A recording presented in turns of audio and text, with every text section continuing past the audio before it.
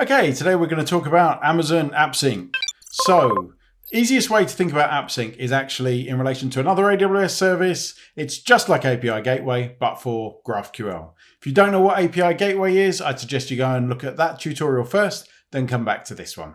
Typically, with AppSync, you'll be using it from a front end which is built using a JavaScript or TypeScript framework. So React, or maybe React Native if you're developing a mobile application.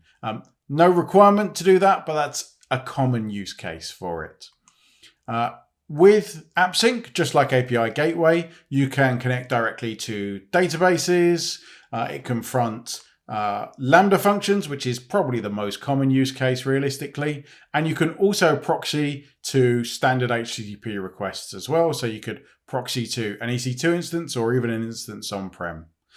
The main feature that GraphQL has over a standard REST API is offline data sync. So typically this is used for mobile applications where that's obviously very useful. You might have a user that gets disconnected because they got poor signal. When they reconnect, that offline data sync can get the backend up to the state that the front-end client is on the client's device.